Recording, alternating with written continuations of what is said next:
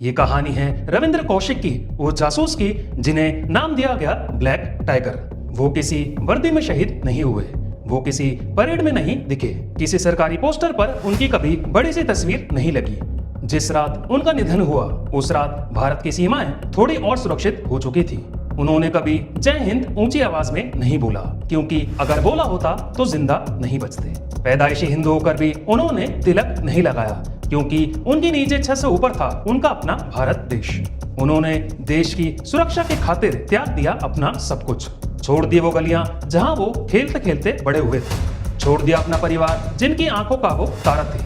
उन्होंने उर्दू भाषा सीखी, नमाज पढ़ी और खुद को ऐसा बदला कि पाकिस्तान की फौज को भी शक नहीं हुआ कि वो उनमें से एक नहीं है।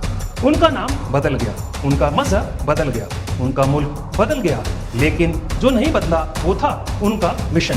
भारत उनका अपना देश और उनकी अपनी सरजमीन। जिस दिन उनकी सच्चाई सामने आई उस दिन उनके लिए ताली नहीं बजी। उसी दिन उनकी जिंदगी दो हिस्सों में बट गई।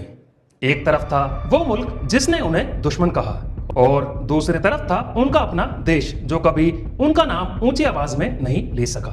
इसी खामोशी के बीच वो इंसान जिसने बरसों तक दो मुल्कों के बीच एक अदृश्य जंग लड़ी थी, अब अकेला खड़ा था। ना कोई वर्दी थी, ना कोई पहचान, ना कोई सरकार जो खुलकर ये कह सके कि ये हमारे देशवासी हैं। उस पल वो ना तो पाकिस्तानी थे ना हिंदुस्तानी, वो सिर्फ एक नामहीन कैदी थे।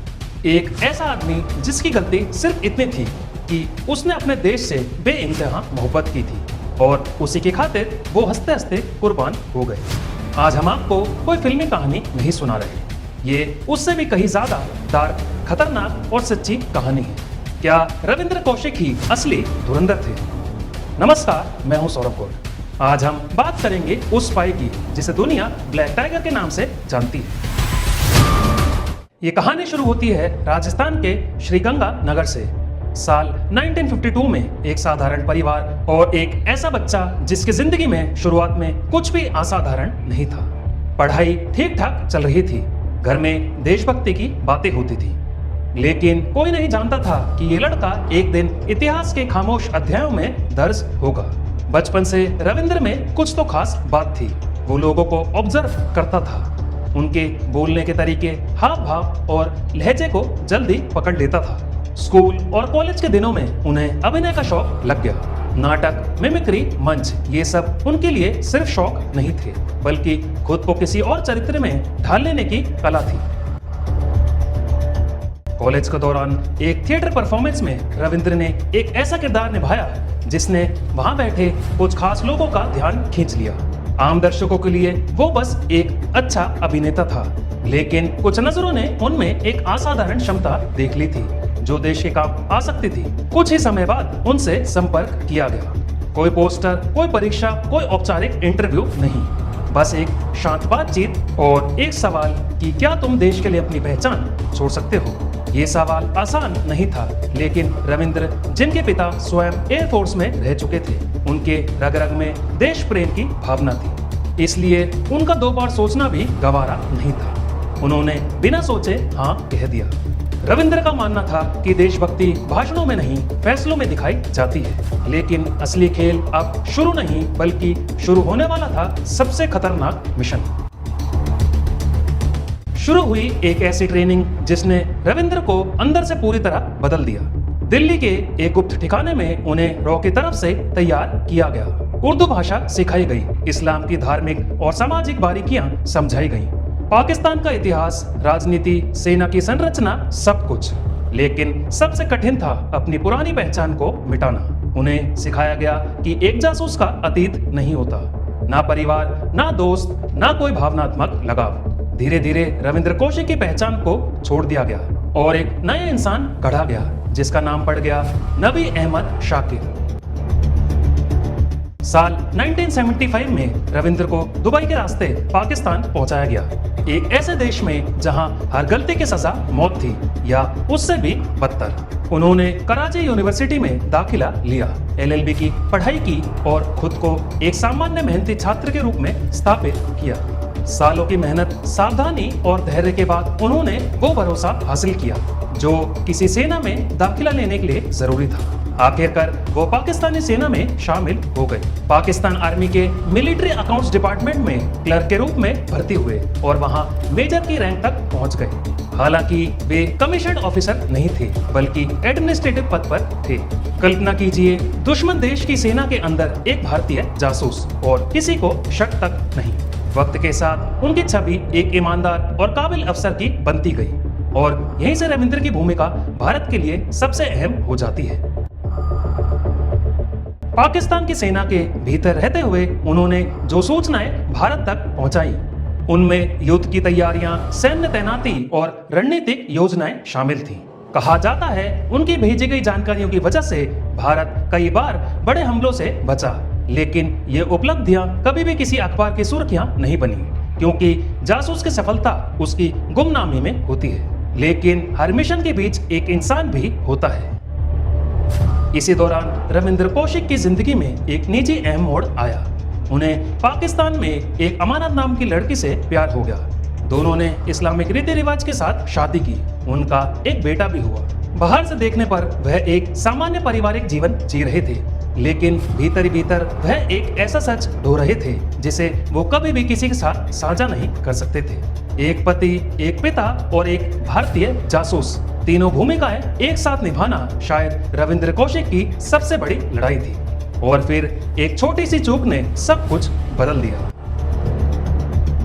साल था 1983। भारत और पाकिस्तान के बीच आए दिन बॉर्डर पर झड़प की खबरें तेज हो रही थी। इसी दौरान रॉ ने पाकिस्तान में अपनी खुफिया पकड़ और मजबूत करने के लिए एक नए एजेंट को पाकिस्तान भेजने का निर्णय लिया और यहीं से रविंद्र कौशिक जी की कहानी पूरी तरह बदल गई। रॉ द्वारा भेजी गई एजेंट इतनी ट्रेंड नहीं थी। वह पाकिस्तान की फोर्सेस द्वारा पकड़ी गई और पूछताछ में एक नाम सामने आ गया। उसी साल कराची के जिन्ना गार्डन में बैठे एक पाकिस्तानी आर्मी ऑफिशियल को अचानक गिरफ्तार कर लिया गया। वही जिसे सेना अपना मानती थी, अब वही जासूस कहलाने लगा। पूछताछ शुरू हुई, यातनाएं दी गई और अंततः उसकी असली पहचान उजागर हो गई। पाकिस्तान के लिए वह गद्दार था और भारत के लिए एक ऐसा हीरो जिसे खुलकर स्वीकार करना मुमकिन नहीं था। रविंद्र कौशिक जी पकड़े गए थे, अपनी गलती की वजह से नहीं, एक ऑपरेशनल चूक की वजह से। उन्हें मौत की सजा सुनाई गई, जिसे बाद में उम्र कैद में बदला गया। आप ये समझ लीजिए, उस मोड़ पर मौत की सजा शायद रविंद्र के लिए मर्सी होती। उन्हें वह पीड़ा नहीं झेलनी पड़ती जो 18 साल पाकिस्तान की अलग अलग जेलों में झेली। टॉर्चर, बीमारी, अकेलापन, सब कुछ सहा। टीबी और दिल की बीमारी ने उनकी हालात और खराब कर दी। सवाल ये है कि क्या इतना सब कुछ सहने के बाद भी कोई इंसान चुप रह सकता है? पर फिर भी उन्होंने कभी अपना मुंह नहीं खोला, पर वो अंदर से बिल्कुल टूट चुके थे। इसी दौरान उन्होंने जेल से कई खत लिखे, अपनी माँ को और भारत सरकार को। एक खत में उन्होंने लिखा था कि क्या भारत जैसे बड़े देश के लिए सब कुछ कुर्बान करने वालों को यही नसीब होता है? इन सवालों का कोई जवाब नहीं आया। रविंद्र की मां ने हर संभव कोशिश की, हर दरवाजा खटखटाया, लेकिन उस दौर की परिस्थितियां ऐसी थी कि उनकी आवाज पहुंच नहीं पाई। वो कहते हैं ना, शायद जासूसी की दुनिया का सबसे कड़वा सच यही है, पकड़े गए जासूस का कोई देश नहीं होता। साल 2001 में पाकिस्तान की एक जेल में बिना किसी शोर शराबे के रविंद्र इस दुनिया को छोड़कर चले गए। ना कोई राज के सम्मान, ना अंतिम विदाई, उनका शव भी भारत नहीं लौट सका। और यहीं से कहानी सिर्फ एक जासूस की नहीं, बल्कि एक ऐसे इंसान की बन जाती है जिसे दोनों देशों ने खो दिया। रविंद्र कौशिक की कहानी यहाँ खत्म नहीं होती। असल में यहीं से वो सवाल शुरू होते हैं जिनका जवाब हमें खुद पूछना चाहिए। क्या बहादुरी सिर्फ वही होती है जो वर्दी में दिखे? क्या देश के लिए जान देना तभी मायने रखता है जब उसका जश्न मनाया जाए? रविंद्र कौशिक ने तो कभी परेड नहीं देखी, ना सम्मान पाया, लेकिन उन्होंने वो किया जो बहुत कम लोग कर पाते हैं, खामोशी से देश को सुरक्षित रखना। आज जब हम देशभक्ति की बातें करते हैं तो क्या हमें उन चेहरों को भी याद नहीं रखना चाहिए जिनका नाम कभी मन से लिया नहीं गया? रविंद्र कौशिक जी जैसे विशेष लोग हमें याद दिलाते हैं कि हर लड़ाई बॉर्डर पर नहीं लड़ी जाती और हर हीरो कैमरे के सामने नहीं खड़ा होता। शायद इसलिए उनकी कहानी आज भी अधूरी लगती है। इसलिए नहीं कि उन्होंने कम किया, बल्कि इसलिए कि हमने ठीक से याद नहीं रखा। और शायद अब वक्त है कि हम सिर्फ फिल्मों के हीरो नहीं, बल्कि उन असली किरदारों को भी जगह दें जिन्होंने हमारी सुरक्षा की कीमत अपनी पूरी जिंदगी देकर चुकाई। Ravindra Kaushik the black tiger एक नाम नहीं, बल्कि एक याद है। एक ऐसी याद है जिसे अगर हमने भुला दिया तो आने वाली पीढ़ियों को ये नहीं पता चलेगा कि देश की सेवा सिर्फ सरहदों पर नहीं, बल्कि अंधेरों में भी की जाती है। बस इसी के साथ मैं सौरभ गौड़ आपसे अलविदा लूंगा। अगर आपको लगता है कि ऐसे गुमनाम हीरोज की कहानियां हर भारतीय तक पहुंचनी चाहिए, तो इस वीडियो को शेयर जरूर कीजिए। यहाँ तक हमारे साथ बने रहने के लिए आपका बहुत बहुत धन्यवाद। आप सभी को हार्दिक नमस्कार।